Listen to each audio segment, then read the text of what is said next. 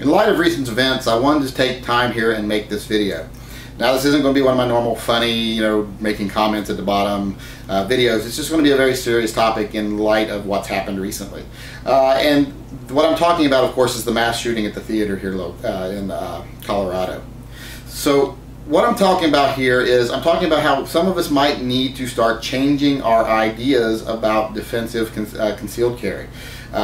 We always, up until now, we've always thought, the most likely thing you're going to face, and still the most likely thing by far you're going to face, are property crimes, financial-based crimes, crimes where someone is trying to get something or gain something through their criminal activity.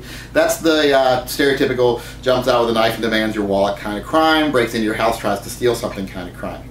That's a very close-up, one-on-one self-defense situation. The other type is crimes of passion. You're in an argument with a family member or a friend, a neighbor, whoever. It turns violent. They pull a weapon. That's a one-on-one, close-up self-defense situation. But with these mass shootings and things that have been going on, they're not really common, but they've become where they're more common, and you see them more often because people gain a lot of notoriety through doing them. So one of the things you have to start considering when you see these things is we may have to make a little bit of a change to our concealed carry, our self-defense dynamic. That being that it's no longer always going to 100% of the time be a close-up self-defense situation. It's never going to be it's not going to be a one-on-one close-range thing all the time. You're going to have to be situations, if you're in one of these situations, where you may have to engage a target further away. You may have to engage them for a longer period of time. It's just different things to start considering. Now, if this is something you don't want to consider, I don't blame you, because it is a rare occurrence. But it's not something that it would be considered ridiculous to consider, considering what has been going on. Some things you would have to consider, like I say, since these aren't close-up, single, one-on-one self-defenses. Up until now, we've concentrated mostly on the quick draw, fire one or two shots, center mass situations over. Or even more common, present your gun situations over. You don't even have to fire. But when you're dealing with people like this guy who came there not to commit a crime to gain anything, not to commit a crime against a single person that he had a grudge against, but he came there with the sole intent of gaining notoriety through killing other people. I mean, that's basically, people were talking about motive and blah, blah, blah. Basically what it boils down to, this was an asshole who wanted to kill people to get famous, if you ask me. That's my opinion of the whole situation. And that's what you see more often than not in situations like this. They blame the world, whatever their reason is, they know they'll somehow gain notoriety. They won't be the faceless nerd that they've been up till now. And so that's why a lot of these guys do this thing. So taking all these things into account, when you're dealing with someone like that, there might be things you have to do that you wouldn't have to do in a normal self-defense situation. You may have to gauge him at a distance. You may be several rows back in the theater. You may be across a crowded room. You may be on the other side of the walkway in a mall. So one thing that you would have to consider in your carry gun that may not have been as important before is good sights and accuracy. Have a gun that you can make a shot at a distance with. Have a gun that you can have confidence with at a distance. Have a gun where the sights are reliable and accurate. That's very important if you're gauging at a distance.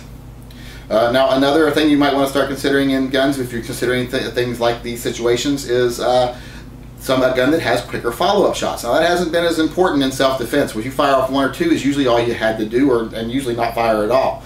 But engaging someone like this who's come prepared, like this guy was wearing body armor. Now, granted, it wasn't the greatest body armor in the world, but someone who's coming prepared like that, you might have to fire multiple shots. You may have to keep repressing fire on this person. You may have to keep distracting fire on this person so that yourself and others can get away. Because one thing you might want to know when you're wearing body armor, anyone who's been through the police academy or been involved in a vest trial like that, you know that when you're actually actively taking hits from body armor, you are not concentrating on what you're doing. It hurts. I mean, it feels anywhere from being punched in the sternum as hard as you can to an excruciating, almost blackout pain. I mean, body armor does not make you invulnerable. Now, I know people like to quote the Hollywood shooting, like, well, these guys, blah, blah, blah. Well, there's a lot of myth around that. Those guys were actively fleeing from the second they engaged police officers because they were actively, seriously injured. In fact, one of them would have bled out shortly after. He was fighting as he was bleeding out. One was injured in the arm, in the forearm, and the shoulder. One was shot multiple times in the legs as they were fleeing. They were only able to return fire because they had protection protecting vital organs, so there wasn't any quick kill shots. That's why it was as bad as it was. But they weren't invulnerable. They were going to die regardless. But they were able to fire back lots of shots because of their automatic weapons. If you're dealing with some of the automatic weapons, that's going to be a different situation. But that's something that's so remote that I'm not even going to really talk about that too much right now. So like I said so far, good sights, accuracy, and follow-up shots, easy follow-up shots. And another thing is, something that I've never been the biggest proponent of, is added capacity. Because like I say, if you're having to lay down fire on someone to distract them long enough for people to get away, you might need to have 10 rounds, 11 rounds, 15 rounds instead of 5 or 6. So if you're firing on this person, just think if this person had come in that back entrance and started firing, and if one person from 10 or 15 feet away had started firing on them, had fired 15 rounds on them, struck them 5 times, how much would that have slowed him down? He would not have been casually strolling up the aisle shooting people, as all the witnesses are saying, and then even reloading and shooting again. He wouldn't have been doing that if he'd been under fire. That just wouldn't have been a possibility. In fact, the most likely thing, if he'd have broke in and shot once or twice and someone had laid down laid down 10 rounds at him, a coward like this would probably have ran away. I mean, he was not trying to get caught. He wasn't wanting to die, obviously. So if you'd have laid the fire on, most likely he would run away. So those are some things you might want to start changing to your dynamic of self-defense if you want to start considering things like that. Being able, now I'm not talking like combat techniques. There's a huge difference between combat techniques and self-defense, and I have a video that covers that too.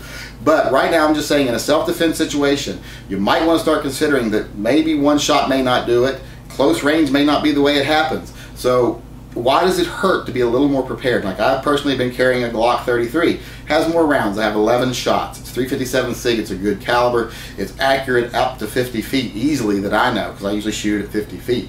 So in any movie theater, I should be able to engage at 50 feet.